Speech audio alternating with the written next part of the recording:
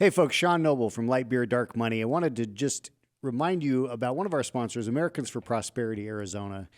I want to give you a little bit of background on Americans for Prosperity, why they are such an important organization. They achieve policy reforms at the local level through a process which they've developed, which is pretty basic if you hear it. They provide policy solutions based on proven principles. They organize communities to bring people together. They educate, train, and mobilize concerned citizens to take action. They advocate for the policy reforms, and then they hold the public officials accountable for those policy reforms. It's a very simple process. Go to americansforprosperity.org, learn more about them, and thank them for supporting our show, Light Beer Dark Money. Thanks.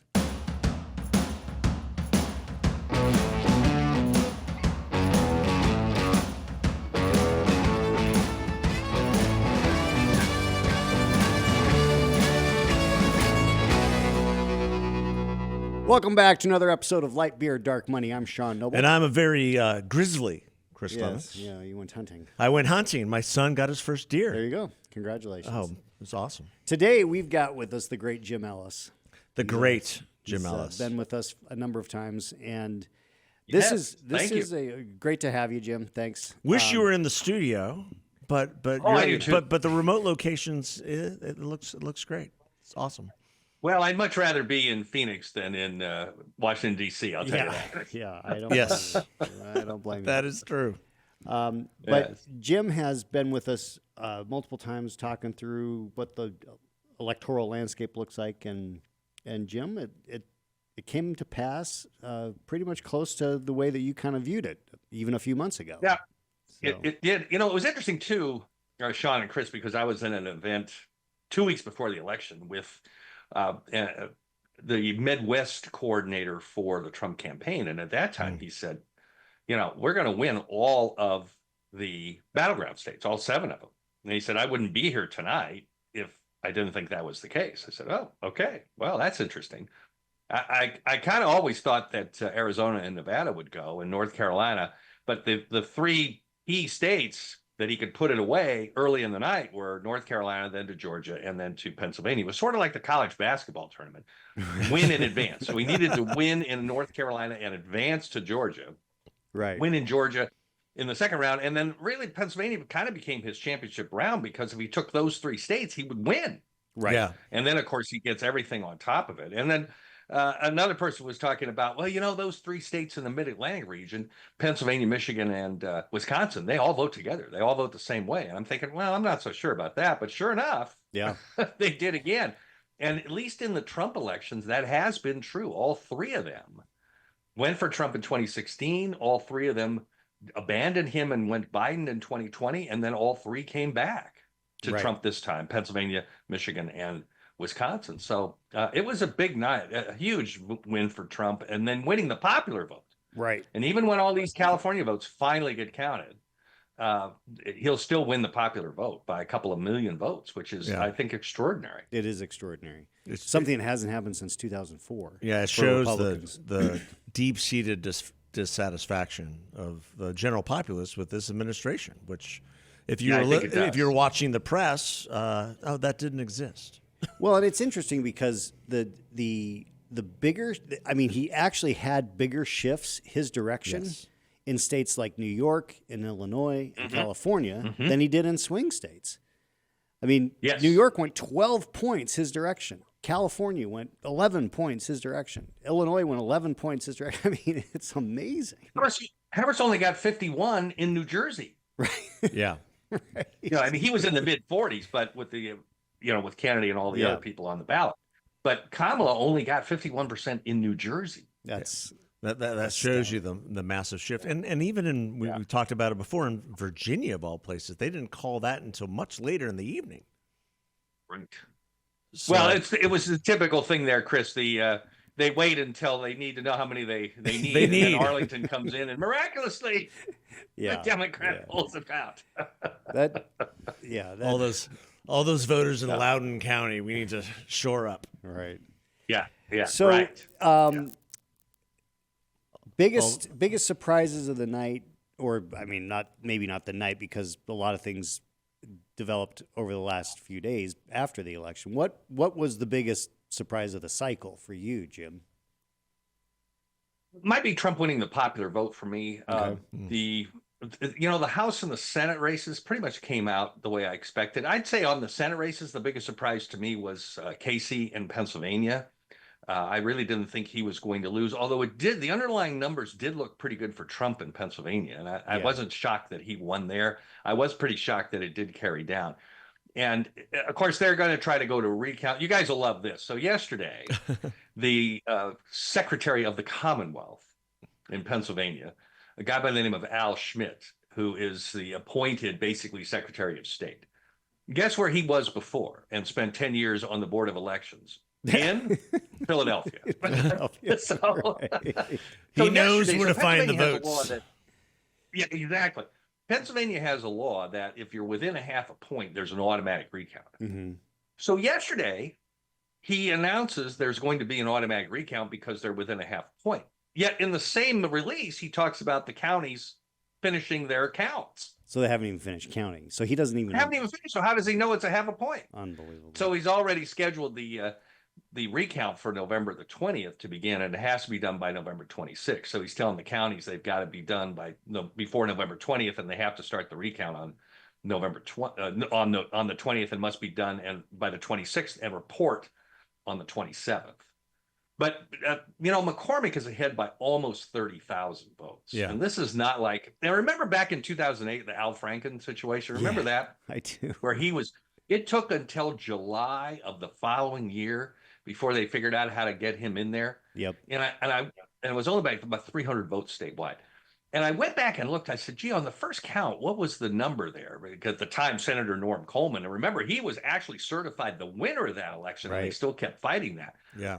And I said, I wonder how many thousands of votes that Coleman was ahead to compare it with these 30,000 votes that Dave McCormick's ahead in Pennsylvania. And the answer was, it was just a couple of hundred. Yeah. For Norm Coleman. So that's how manufacturing 30,000 votes, I think it's going to be really difficult. That's a challenge. That's a challenge. And guess what? Here's the difference, too, the big difference. The Senate itself is the final arbiter.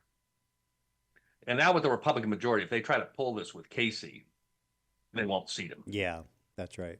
And then we'll see what happens at that point. But when it was Al Franken, remember, the Democrats had a big majority. So Franken had that going for him, too, that the Senate, it's not the courts that would decide this finally. It is the final arbiter is the Senate itself. That's a great point. Well, and that's the same as would be the House. Yeah. I mean, because these are, this is for people who don't realize we have a Constitution, and these are things that are in the Constitution. Right. Yes, these are right. But that to me was the biggest surprise. And the other thing, Sean, I think we have to, and Chris, we have to talk about on this. And the polling picked this up correctly. And I disagree that the pollsters missed all this. I don't think they did. I mean, there were so many polls out there. What were the polls showing at the end? They were all that pretty Trump close. was going to win the popular vote by a point or so. That's pretty much what's going to happen. Yeah. And he certainly was in range in all of the polling within the margin of error on all 7 of those states. They do continue to undercut or undercount rather, or under project the Republican vote in almost every race. Yeah. But it's not by that much. So I disagree that the pollsters once again blew it. I don't think that's right. I have told people that, I mean, if you look at, what people don't remember or they forget or they don't know is that every poll has a margin of error. Well, every single poll in every single swing state and a lot of the national polls all fell within the margin of error. Yeah. Yes, they did. At the result. I mean, the fact that they were so close and so much mirrored each other, though, was well. There may have been some hurting. Yes. I mean, that was the big knock on the polling is that coming into election day, everything looked the same, and then you have these blowouts. But maybe that is what was happening, because they weren't really blowouts in most of these states. Even though Trump won all 7 swing states, they weren't blowouts. Well, I mean, actually, you know what? Arizona's his biggest margin. Yeah. Yeah. I called that one. On the swing states. Yeah. I thought that, and I understand why the networks didn't, but I had said that I thought that Arizona would be the first swing state to get called. Yeah. And it wasn't. It but wasn't. it was clear at It should have 8:30 been. that he was going to Yeah. be the president. That he Oh, was yeah. going to win. Right. It It was. should have been. But you guys know these pollsters as well as I do. And I do not buy this argument that the pollsters rig these polls to make their No. candidates look good. As you guys and I both all know, what do all the pollsters want? They want to get on the corporate dime. Yeah. Right. And that's where Yeah. they make their money. And they're not going to get on the corporate dime if they're inaccurate. So Yeah. they want to be accurate. I totally reject this idea that the pollsters rig these polls to make certain candidates look better than they are. Yeah. Do you guys agree with that or not? Completely agree with that. Well, then how do you explain the one pollster in Iowa who got it she just completely wrong? got it. That was just who a had huge who had miss. Kamala up by 6 points. Or You You something. mean the gold standard of Iowa? Yes, the gold standard of Iowa. And Seltzer. And Seltzer. Which Exactly. she's I been, can remember her she's name. been Thank you. right most of Gold the time standard. in the past. Can't touch her. Yeah. But you know what? She has been accurate in the past, but certainly wasn't this time. And at the time I saw that, I had this hand-wringing consultant that called me and, oh my God, it's over now. She's always right. I said, there's no underlying data that supported Kamala leading by 47-44. None. Yeah. And then you had 3 consecutive polls that came out after the Seltzer poll there that had it right. They had them up like 7, 8, and 9. Yeah. Yeah. Exactly. I mean, literally And within. it was clear that was within a Alex. day. Yeah. It was Yeah, just within a day. crazy. Right. I mean, And they were all of them were close. I give her credit for putting it out. I mean, I'm surprised. because I'm assuming that she was like, That's the hey, other it's part what of that the poll equation. says. I mean, put it out. Well, even she said she was surprised. Yeah, right. But there, at the time I said there's just no underlying data that supports that. No. Well, and it was proven false. And in fact, Trump won by about 13. yeah, Yeah. and Yeah. like here in Arizona, George Califf put out a poll. George. put out, that had Trump winning by 8. Oh, he did. And Lake, that's Lake right. was I up saw that 1, and everyone was kind of like, "This is no way. There's no way this." And I was like, "Look, he's going to be within the margin of error." Yeah. And certainly he was, because Lake lost by 1, and Trump won by 7. Yeah. So Yeah. Trump's No. lead expanded as things have gone on. That's an accurate poll. Yeah. Yeah. exactly. So, So, but but it was the biggest surprise, I think, post-election is the rating of the House when their majority is so Yeah. tight. And it's not done yet, guys. These California seats, so there's 4 uncalled seats. The Alaska one looks pretty good. They'll probably win that one. Right. Yeah. Nick Begich over the incumbent Mary Peltola. The Modesto seat in California, I think that probably holds, but it's not done. 2 of the Democrat House members, they'll hold their seats. And then Michelle Steele in Orange County, she may lose. I mean, she's down to only about 300 votes ahead now, wow. with about 20,000 probably to count. And that one's probably going the other way. If everything unfolds the way I just said, the Republicans are going to be at 221. And if you've already got 3 members that are getting appointments, supposedly, I say supposedly because of the Matt Gaetz situation, but he's resigned now. So, you're at the bare minimum. You're at So what are 218. they doing? Yeah. Yeah. Well, they can't take any more. Well, I mean, Can't take any more. they They're are going to hand probably the majority over to Hakeem Jeffries. But, guys, as we all know, how many times have Republicans given away power? Yeah. A well, lot. or been given power and not know what to do with it. And so that's Yes. going to be Good point. Yes. I mean, that's going to be the key point in this election, even with a slim majority, which I think will hold. Or else, and they must be seeing some other things that we're not seeing. But are they going to be able to get the agenda through with the majority that they have and stick together or hang together? And that's going to be you mentioned Matt Gaetz. We're going to get to it in another podcast, but those type of choices are that seem long shots, even within the reconstituted Republican Senate, is going to be challenging. Yeah. But, guys, I do want to go back to another point I was going to make on the Senate races, and started in on the polling because I was going to make a point about the pollsters. We consistently saw in almost every Senate race, Michigan being the lone exception to this, that the Senate Republican candidate was running consistently well behind Trump. Mhm. And in fact, that did happen. Yeah. So there are 4 states now where the Democratic senator won that Trump carried, including Arizona. Right. Great So you point. got Arizona, Nevada, Wisconsin, and Michigan. Why do you think that was happening? I don't have a good answer for that. Why? So we did see ticket splitting going the other way from Trump, when you would have thought the prevailing wisdom early on was that, well, they can't stand voting for Trump, but they'll vote Republican, to balance Harris. The exact opposite happened. Yeah, I actually think so. In the case of Lake, because that's the one we know the best. Yeah. She was just an unattractive That's right. candidate from the standpoint of Yeah. she could not appeal to the middle. She had ostracized. I have met people say I can't believe any Trump voter would not vote for Lake, and I said, well, look, let's play the hypothetical here. Let's say Jeff Flake was running, and he gave a speech, and he said, "Are there any Trump supporters in this room? Get the hell out." Do you think that any of those people would vote for Jeff Flake? No. Yeah, great point. And so No. when she told McCain voters to get the hell out, they did. Well, yeah. Yeah. They said, "Okay, we're out." Now, what's interesting is she will, because the voting or the counting will be done here shortly, and I will have actual numbers. But the numbers that I've crunched show that there were just over 75,000 ballots cast in the election that left the Senate line either blank or a write-in. We won't know whether they're a blank or a write-in until the final tally. until the canvas is done. But the That's vast majority of those are unbelievable, blank. It's ladies a and huge gentlemen. number. Now, that's about what we figured after what happened in 2022 when we had about half the voters. She had 37,500 ballots that were blank. What's interesting is that this is in some ways what I call McCain's revenge.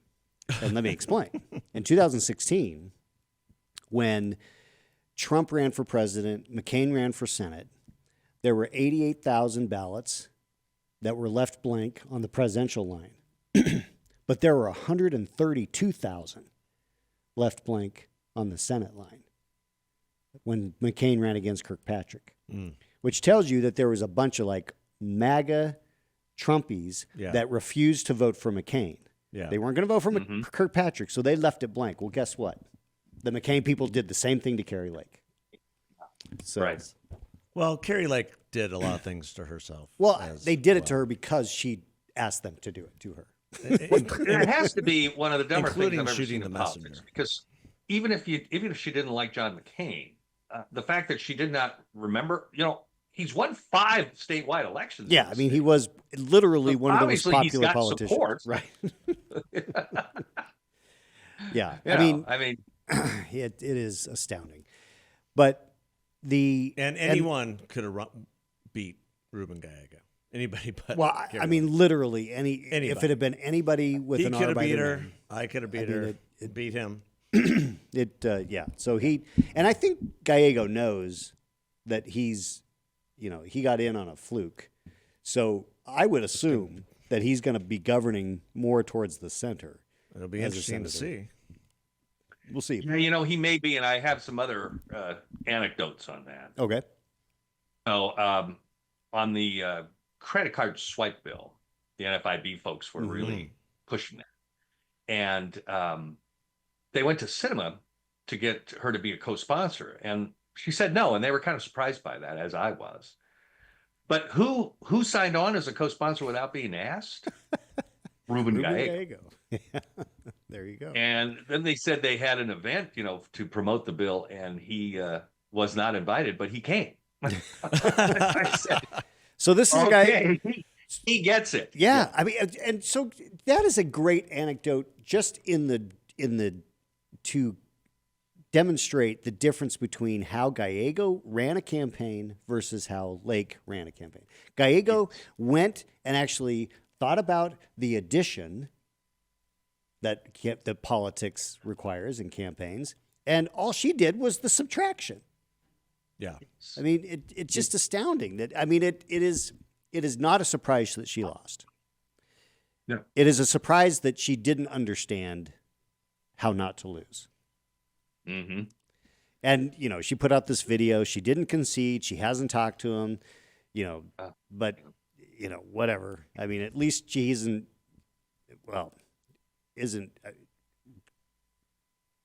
saying that the results are fraud. I mean, her Yeah. people are. Yeah. The supporters are, but there's just no way. I mean, you can't say that there was a 36,000 vote difference now. That Trump wins big. That we have Juan Ciscomani winning, we have David Schweikert winning. Yes, we exactly. gained seats in the House and the Senate, in the State House and the State Senate. I mean, if the Democrats were going to steal it, they would have absolutely stolen the legislature. Well, absolutely. I mean, absolutely. They would have stolen a bunch more. Yeah. Yeah. They're not going to just, Yeah. oh, No, I think- we're only it going to just steal it from Kerry Lake. No, I I don't know how think- we're going to do that, but Going back to Yeah, what right. you've been really good about pointing out, Sean, and that is the undervote, the leaving of it blank Yeah. is just it's a massive indictment of what the electorate was feeling about her candidacy and about both of them, actually. Yeah, I'm sure because that goes for Republicans and Democrats. They're looking at that, and I'm going to write somebody in, or I'm going to leave it blank yeah. And because I can't clearly stand cut- either one of it them, and that's clearly- true for both of them. It clearly cut most against her because these are, when you look, Yeah. and when we have the canvas and we can look at where these votes come from, the vast majority of those blank lines are going to be coming from Republican precincts. Yeah. So they voted for Trump, but wouldn't vote for Lake. Right. Yep. But McCain's we revenge. did see that in other states, and that wasn't the interesting. case with candidates. If you look at Wisconsin, where the businessman Eric Hovde actually became a very good candidate, so he was running against the incumbent there, Tammy Baldwin. Trump wins the state by about 30,000, and Baldwin wins by about 30,000. So again, there was ticket splitting in the Democrats' favor in Wisconsin. Even in Pennsylvania now, it looks like the Republican will win, but it ran considerably behind where Trump was. Yeah. Michigan, again, they were about pretty close. So Mike Rogers, and he certainly was an excellent candidate. You guys both know Right. him. Yeah. That was as good a candidate as the Republicans could have fielded in Michigan, in my opinion. Yes. And he barely loses, even though Trump wins. So Well, and I think that that needed to be addressed, and the polling always showed that, by the way. right. And I think all- but And they didn't correct that. my take on that is that Democrats. So this is where I think Democrats voting for Trump were just really frustrated with the direction of the country, and they said, "I'll vote for Trump, but I'm going to vote for the Democrat for the Senate because I feel like there's got to be a check." Yeah, think I agree. I just think that's probably because it's such a small number. I mean, you said 30,000 in Wisconsin, right? I mean, that is Right. that's a minuscule amount of people in comparison to the And then overall vote. and then the same number flips for the Senate. It was Right. the same number. right. So so the Republicans, if they had been able to win those seats, that would have been huge, and they came awful close. But even being at 53, that's a pretty good insurance policy against 2026, right? Pretty good, yeah. I mean, Yes. it's a huge uphill battle for the Democrats to try to retake the Senate in 2026. But now we've got two more open seats, so there'll be two more additional Senate races. The Ohio race, when Vance resigns, Right. and then Governor DeWine will appoint someone. That person will have to run again in 2026, as will the situation of Florida with Marco Rubio being appointed Secretary of State. Right. Yeah. So then Governor DeSantis will appoint someone, and that person will have to run in 2026. Both should win, but it depends on who they are. And they better be great fundraisers, because not only are both of them going to have to run in 2026 to serve the balance of the term in both states, they'll have to run again in 2028 for the full 6-year term. So that's going to be a So major it's just like here. fundraising double operation whammy. for Yeah. a long time. Just It like just here. what happened with Mark Kelly here in Arizona. Exactly. He had to run successive cycles. Yeah. But Where these is are Mark big Kelly? states, Do we know and where he so is? and the Republicans got outspent, and so they're really going to have to pay attention to getting those governors. Going to have to put somebody in those slots that can raise that kind of money, not only to hold the seat in 26, but also in 28. Yeah, when it's another presidential election, because that's When it's another it's going to be a presidential very election, different electorate. Yeah. Yeah. And probably Yes. to the better for both Ohio and Florida, but still, that's money that has to be spent that wouldn't have otherwise had to be spent, right? So That's correct. And yet the A numbers, lot of money. A yeah, lot a of money. lot. I'm sure they're very confident, given the numbers that are still coming out of Florida in terms of how dominant Trump was. You know, It was and amazing. even It's how not just- dominant going back to even DeSantis, his election 2 years ago, which was just off the charts crazy in terms of how dominant And he Rubio. was. And Yeah. Rubio. Rubio won by 16 points, I think I'm remembering that correctly. Yeah. And so And yeah, Rubio was outspent in that race by $30 million. we're always getting outspent. It's amazing. We're always Like $30 getting million. outspent. The difference is we're not And- spending our money on, Beyonce. you Yeah. know, Yeah. we're actually But spending if our you money look on at getting that- out the vote. That was a very significant race. And I think most of the Republican operatives missed the importance of that Senate race with Marco Rubio in Florida. He had a very tough opponent. I thought he had the toughest opponent of anybody in any Senate Republican running for reelection in that year, which was 2022. Yeah. And he got outspent by $30 million, and the crime issue was taken off the table for him. And that was a vote mover for the Republicans because his opponent was Congresswoman Val Demings from Orlando. Mhm. Prior to being in the House, she was the police chief of Orlando, and her husband was the sheriff. Mm, So you're not going to run an anti-crime race right. against her, which Yeah. he did not. So, but that was a big issue taken off the table for him. And then, but Rubio and Governor DeWine were the only two that I saw, and maybe Kemp to some degree in Georgia, that actually rebutted the abortion argument. And I was shocked that this year in the House races, where the Democrats again were running single issue campaigns on the abortion issue, and they had more money than the Republicans, and the Republicans still don't answer.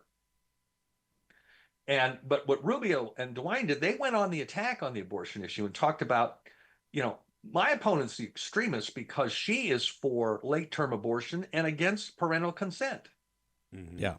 And I think that helped him. And, he ends up winning by, as you pointed out, Chris, 16 points when the polling had him up maybe 4 or 5 going into the election. Now, Yeah. the bigger thing, though, in Florida is the registration.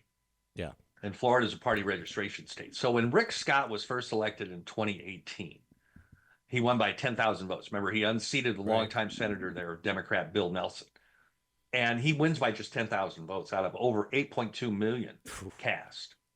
It's amazing. At that time, in 2018, there were 257,000 more registered Democrats than Republicans in Florida. Today, there's 1,013,000 more registered Republicans than Democrats. Yeah, they've done a phenomenal That's how job. much that state has changed in 6 years. Well, and that's all the governor. Yeah. He's transformed that state for the better, and the way he's managed the state as well. His first 4 Well, years. he's attracting people that want that, right? Yeah, and who are fleeing people the opposite. moving in from these shutdown states too, Right, looking for a free state. right, Yeah. right. They didn't bank on the number of hurricanes that we're going to have. Yeah, that's true. No, that's Um, true. There is that. What, as we look at the House, any surprises there? I feel like here in Arizona, things went exactly the way I suggest. I said that last time Schweikert's race was closer than Juan's. I said this time Juan's going to be closer than Schweikert. That's exactly how it's Juan's worked out. turned out almost exactly the same as last time, Yeah, in and terms of the Schweikert's margin. grown his margin significantly. and that was just called this week. So congratulations to Juan Ciscomani. Yeah. And we picked up Really, a 2 seats in the House and 1 seat in the state Senate. And I mean that the Democrats are flabbergasted by that. And so, Jim, that goes to, because here in Arizona we had an abortion issue on the ballot, and everybody said the abortion issue is going to kill the Republicans, and we saw that across the country, from the Harris campaign to every Senate race, to every House race, to every legislative race. Abortion was the leading issue for the Democrats. More money was spent on messaging on abortion than any other issue by the Democrats across the country. And no yet question. it did not help them at all. At all. Now, what's your take? I've got a take on here in Arizona. What's your take overall nationally? Well, nationally on the House races, once again, it was almost a rerun of 2022. I mean, it was such an incumbent year. I mean, we've got a kind of an upside down electorate. I mean, as you guys know, when you look at that right track, wrong track question, it's between 60 and 70% wrong track, that people think the country's on the wrong track by that margin across the board. I mean, every poll Right. shows that. Right. Yeah, what do? What does the voters do? They go in and they vote incumbent. So here's an electorate that wants change, and their solution is to vote incumbent. We had 8 incumbents lose in the House out of 380 House members who ran for re-election. Wow. And it might go to 10 when these other 2 are called. But still, That's a tiny, tiny number. in 2022, we had 6 lose. Hmm. Open seats, that I think is more astonishing. There were 55 open seats. Only 6 changed parties. Wow. And 5 of the 6 were because of redistricting, where the maps were redrawn. 3 out of North Carolina went Republican, 1 in Alabama for the Democrats, 1 in Alabama for in Louisiana. And there's only 1 open seat in the whole country out of 55 That legitimately from an switched. election standpoint that flipped. That is unbelievable. And that was in Michigan that flipped from Democrat to Republican. That was it. Wow.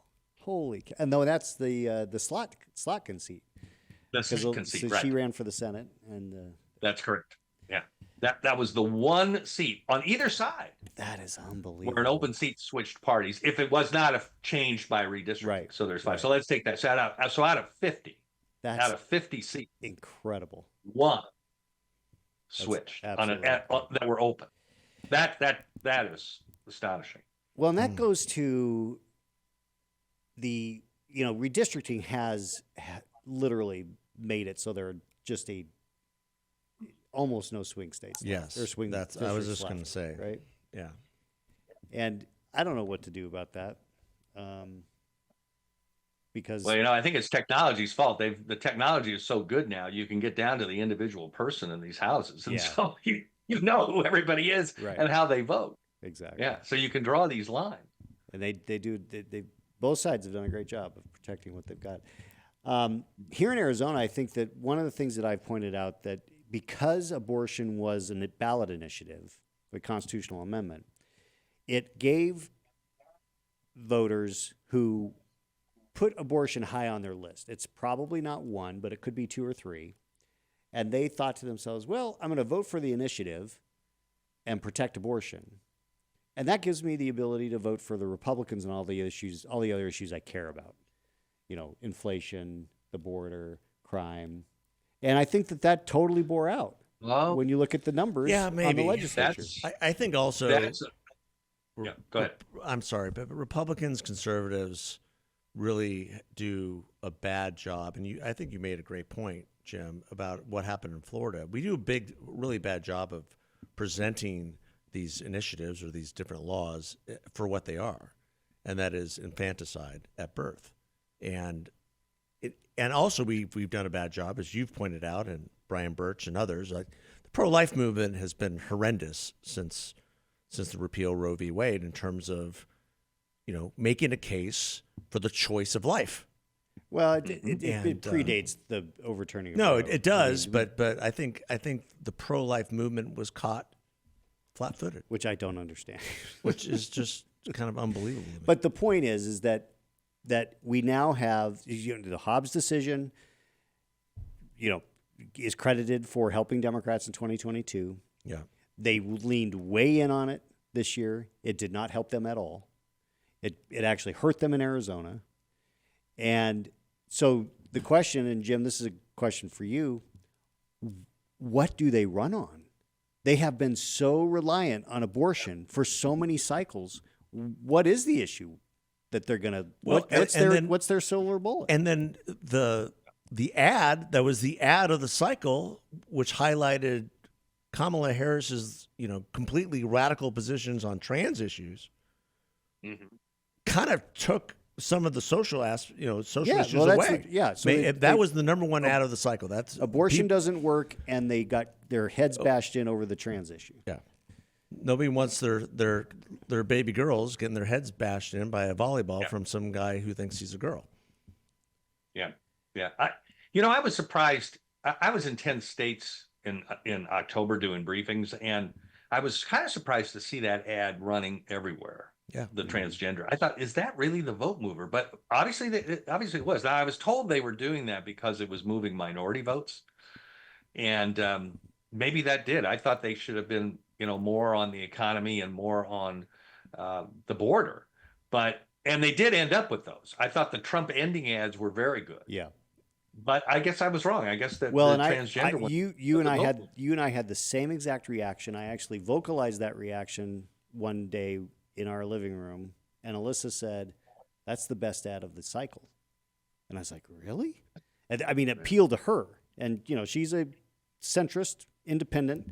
I was like, "She's exactly who they're trying to appeal to," and You're right. and then a couple days after the election, I was having a conversation with a couple Democrat active strategists, operatives, who did a lot of focus group work, and they said, without question, every time they focus grouped that ad, it was off the charts Yeah. against I them. was hearing that too, Sean, and that's why I was saying, "Wow, boy, I sure didn't pick that up by watching it." And Yeah. then, I was in places like South Dakota and Iowa, and they're running that ad. I'm like, really? I mean, they and so it was just surprising to me. But they were right. Obviously, they were right. It was a vote mover. Yeah, definitely. It well, flipped- it may it be. flipped the But it may script the be on them. Democrats, though, I mean, what if you're the Democrats? What are you going to do? Run on the economy? You're going to That's- run on the Yeah, I mean, border? well, and that's You- what I think. You got to run on abortion. Yeah, I think, and that's so. I it'll be very interesting to see. I mean, I guess in 2026 they're just going to pick some stuff to run against on Trump because he'll do some things that they think are crazy. And Oh, sure. Yeah. but I mean, if he delivers a fraction of what he's promised, and the economy picks up and people are feeling like things are going the right direction, this could be a unprecedented midterm in the sense that everyone assumes, the first midterm, it's going to be a bloodbath for the Republicans. I don't know. But I mean, we took Who knows today? Yeah. It could be Well, like I- Bush's And first the midterm. thing I think they do get done, several things I think he will be able to do. I think the energy, certainly, Yes. I think he's proven he can Yes. unleash the energy and he can do a lot of that by executive order and regulation. I think he will be very successful on that. And also remember in 2025, the Trump tax cuts come up for renewal. Yes. Yeah. And if Congress doesn't renew them, they go away. And that would become the largest tax increase in American history. So now with the Republican majorities in both houses, they ought to be able to get that done. Yep. And hopefully they'll make those permanent, which they ought to. But it was surprising to me that the campaign did not make a bigger deal of that. When they went into that debate, I thought, well, this is Trump's chance to get Harris on record on the Trump tax cut Yes. expirations. And he didn't even bring it up. Right. So that shocked me there. But I think that's a big issue. But I think he gets both those things done. And if he does that on energy and taxes, the economy should soar just like it did before. And I think he will have success on the border. Yeah. Looks like he's got the right guy to run the border. Right. So it's Yeah, tough. you Yeah. Well, we were going to make this a separate deal, but I think let's just jump right into the aftermath now, right? So I mean, I was when they announced Rubio as Secretary of State, that was leaked to different, but nothing came out of Mar-a-Lago. I for a hot second was like, is this too good to be true? Are they just screwing with us? But it's real. And I think Marco Rubio as Secretary of State is probably one of the most astounding things. I mean, one of the best calls that Trump has made, because Marco Rubio Yes. has been on the Foreign Affairs Committee. He's been on the Intelligence Committee. I mean, this guy, and I've watched him at different events over the years. This guy me too. knows foreign policy better than any senator. Well, and in he's the Senate. very Yes. bold. He's Yes. well spoken. He's great. Right.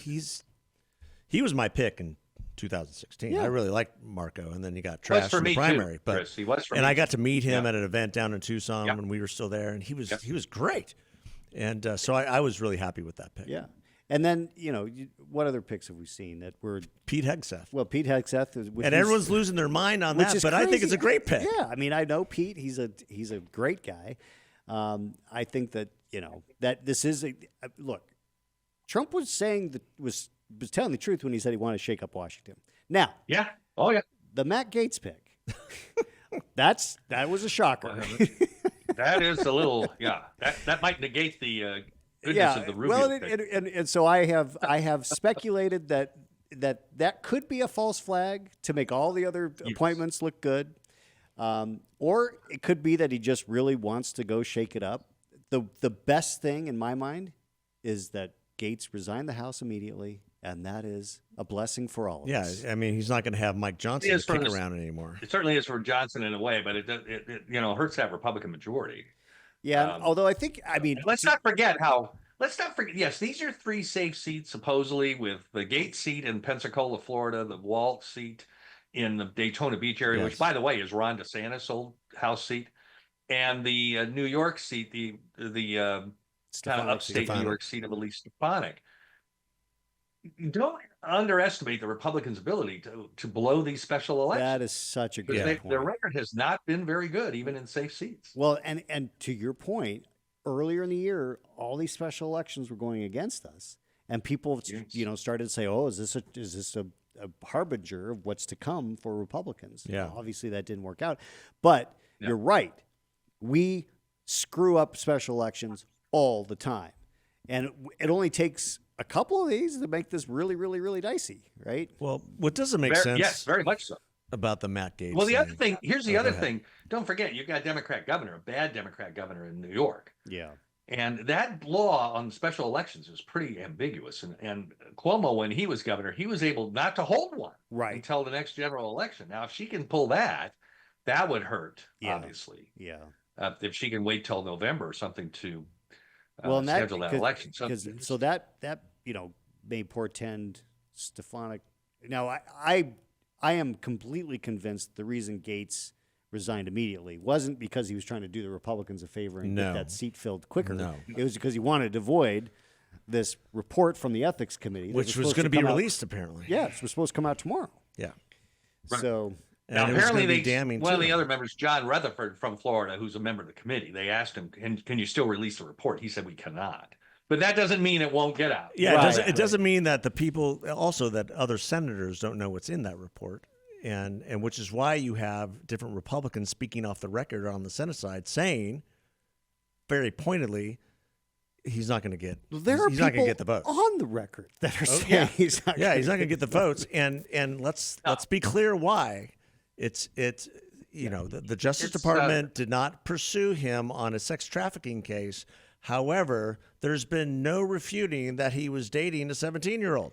I mean, he showed videos on the House floor None. of it. I mean, So that in and of itself is disqualifying, in my opinion. well, and so Jim, that goes to so it is fairly unlikely, in my opinion, that he gets appointed he gets confirmed through the Senate. I mean, a McConnell, No. a Murkowski, No. a Collins. I mean, he's got to have he's not going to get. He's not even going to get a hearing. I So don't no, he might get a hearing, but You think? But I He think had that- Mark Wayne Mullen from Oklahoma. and that's a Trumpy Well, guy. but that's the other thing is that Yes. you can make some different arguments about like Kristi Noem and whether her personal baggage, and we don't need to go into that here. But this guy's not even well liked within the conference itself. No, there was literally celebrations when they found out that he resigned Congress. There were literally celebrations on Capitol Hill. And Mike Johnson was the first one jumping up and down. Right. Yeah. So, Jim, talk to us about. I mean, the recess appointment issue. Yes, I was just going to bring that up. Great. Trump made that point, and this was a fascinating little skirmish to watch.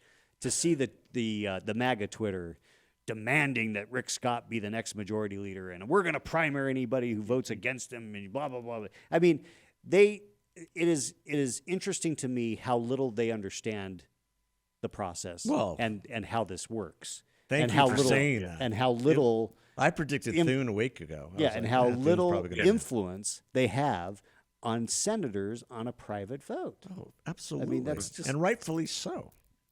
Anyway, so recess I know. the recess Yeah, I know. appointment issue that may be the only thing that saves Well, Gates, right? But what about this strategy? They must know they can't get him confirmed. I mean, they must know that, I would think so. right? You would think. Yeah. And so if they go on a recess appointment where you can, so I guess that works. If the Congress is adjourned, the president can install these folks Right. until they're confirmed. Well, with Gates, I mean, he could get in there and fire a bunch of people. I would think Sean and Chris, they would remain fired even if he was out as attorney general, right? Right. Yeah. Right. Yeah, he'd Yeah, have the actually, authority to okay. fire. So maybe this is just a clean house mechanism. Maybe because- it is. because and the then Democrat- Gates, I and mean- then Gates gets another appointment that doesn't require Senate confirmation. approval, right? I mean, Down the the road. thing that's ironic about this is that any Democrat senator who screams about a recess appointment or the acting thing, who am I thinking of? The woman who was acting director of, was it Department of, oh my gosh. There was someone that was in an acting role, maybe it's FCC or something for a couple of years. I think it was one of those. Yeah, I think you're right. Yes. And Or it's that Federal Trade Commission woman. yes, that's The it. chair- The chairwoman of the Federal Trade Commission. Lena Khan. Yeah. Yeah. So Yes, so I think it's her. she's Yeah. been there as an acting, and the Democrats have thumbed their nose at doing anything about that because they know that she can't get confirmed. Yeah. So they don't bring it up. So Schumer has nowhere to talk. He cannot. I mean, he will, but he has no position, no leg to stand on to go against. Did you see his floor speech on bipartisanship? No, I didn't. It was hilarious. Well, we'll see how bipartisan. Yeah, is now in he the wants them States. not to be too extreme. Right. Yeah, it was Schadenfreude. It was unbelievable. So what? They're unbelievable, aren't they? What? Any other? Do you predict any other big surprises on the nomination front for big departments? Man, I mean, what can't we've get seen- any more shocking than. Well, what Gates, about right? Treasury? I mean, who? I mean, we've got the big ones kind of in line. We have defense, we have state, AG, which may or may not happen. But I haven't really heard, who might be. Well, there's That's been a lot of that's the speculation. big There's four. 3 or 4 names being bantered about for Treasury. My guess is that some of these other departments will get announced within the next few days. I think that I appreciate that the Trump team is moving quickly because I do too. Yeah. Well, They- and some other really great, appointments. I mean, Radcliffe back at, yeah, and then Tulsi Gabbard. DNI. Oh my goodness, they had her on the watch list, right, for travel, and right. she's going to go in there, and oh my goodness, yes. Yeah. she's Well, this gonna is do everything else. retribution. She got Some of totally these red picks are pilled. retribution picks. Well, and John Fury, who is Jim, is a comms Oh, guy yes. in DC, Yeah. been around for a long time. Absolutely. He actually had Sure. a tweet that I totally appreciated. He's like, either he said, if there's no deep state, then these people have nothing to worry about. But if there is a deep state, watch out.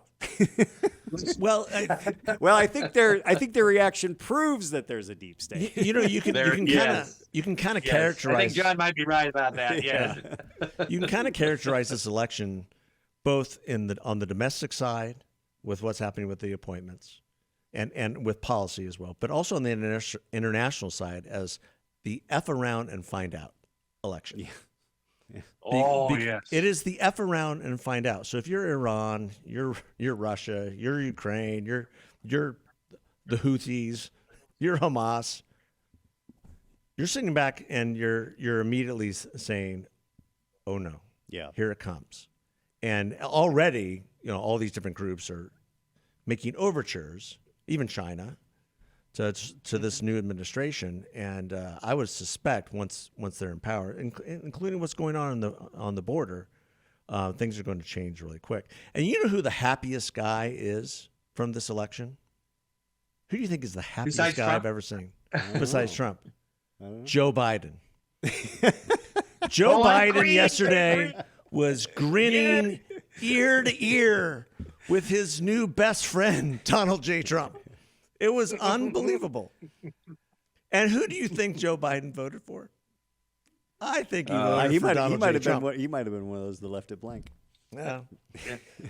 I think Jill might have voted for Trump. But she Yeah, was yeah. wearing red on election day. Yeah. She was very red on election day. Yes. And Joe Biden just welcomed the president back to the White House. Donald. Yeah. And then they Yes. went and had a Well, great productive Yeah, meeting. and I think that goes to. I mean that's why all of the hair on fire commentary by the lefties on the cable stations that are dying. I mean, MSNBC MSNBC is is about to done. die, and but Trump, ultimately he's a business guy who likes to make deals, get deals he's done, transactional. make things happen. He wants to be. He's got a legacy. I mean, he's got a lot of ego, right? So he wants to be remembered. You can't for be in the big politics stuff. without a certain amount. I mean, of he ego. did this. You look at the things that he talks about what he did when he was president. It's always the big stuff like moving the capital or the embassy to Jerusalem. It's the Abraham Accords. Yeah, It's huge. all the big deals that he got done. I mean, those are the things that he cares about. And so I think Democrats who go across the aisle to work with him in the Senate and the House are going to be rewarded because clearly their positions were rejected by the voters. Completely. And so those that are up in 2026, whether it's the Senate or House, if they're showing that they are willing to work with Republicans to get things done, I think they're going to be rewarded for that. And the seriousness of Trump was I think borne out by his first decision, which was making Susie Wiles the chief of staff. Yes. She is a serious person. She is the one person in his orbit who's been able to just keep her head down and keep him generally on track. And She's been in his orbit the longest for someone for doing that, quite a for while. sure. So 2022. And 2016. She was in 2016. but I mean, but very for close the- since 2022. And so for her as the chief of staff, I think that sends a great message that this is going to be a serious administration doing serious things. And yes, there is going to be a shakeup. There's going to be disruption because there's so much that needs to be disrupted. I mean, the federal government is out of control. Yes. We've been saying this for decades. it's become the and Leviathan. it's only gotten worse. It's become the Leviathan that we read about in high school. Right. Right. So I think that looking forward, there are some pretty big opportunities. And Jim, you're right in the heart of it all. I mean, I'm assuming you have friends that are both freaking out and super happy. Yes. I'm guessing Carl is pretty happy. Yes. So shout out to Carl Gallant. Right. But this is something, and you and I have known each other since 1994, so we go back 30 years. That's 30 years. Yeah. That is, And 30 it's years ago, John Shadegg ran for Congress his first time, talking about trying to dismantle the influence of the federal government. Yeah, the deep And state. guess what? In 30 years, it has gotten significantly worse. So yeah, Yes. there's a lot to do, and it's going to be disruptive. And because there's so many people sucking at that teat, you're going to see howling and gnashing of teeth as if the world is going to end. But guess what? It won't. It's only going to get better. Right. Yeah, that's exactly right. Yeah, it was quite a night, wasn't it? Yeah. Yeah. Well, we can't wait to see how it plays The out. F around and find out And election. for Jim, sure. we will have you Yes. back when we know more about what's going on with Senate appointments, with special elections in the House, which are obviously going to be necessary. Well, Jim is going to be in our fair state, I believe, in February. So maybe he'll make a trek up I from am. the People's Republic of Pima County. I'd to be join happy us. to. Great. Doing a conference down in Tucson at the end of February. Okay. Well, that'll be perfect I'm because we'll be right in the middle of some definitely- special Yeah, elections. that'll right? be right there. Jim, you're Yeah. always a joy to have on. We love having you. Wish you were in the studio for further Yes, banter. you too. It's Well, great. thanks so much again for having me. It's always my pleasure. Good. Well, we're glad you like And it because thanks, we love and having you. thanks for all the great work that you do with Ellis Insight. You want to give our listeners, where they can find you? Ellis, ELLIS, Insight. There's only one. I only have one. EllisInsight.com. Yeah, all the great polling, and really, nonpartisan. Just here's the data. That's the thing. is Do that with it what you Jim will. is- I love it. It's great information all the time, and it's stuff that you won't read anywhere else. You have to read it every morning. Yeah, It's a must must read. read. Well, thank you. Must read. Thank you. Thanks, Jim. All right, and Jim. thanks Tomorrow, everybody. my column tomorrow is, we can close on this. The latest rumors coming out of California. Have you heard about this? No. It's going to be my column tomorrow. Okay. Kamala Harris For governor. running for. Oh my God. I heard Oh that my this morning. gosh. And she'll You win. can't be serious. She will. So So Brad. Wow. So much vibe in California. Oh yeah. All right. Well, thank you for that rumor. She'll Jim. find the votes. Got us laughing. All right. Thanks everybody. Take care. God bless. Thank you. Bye. Okay. Bye bye.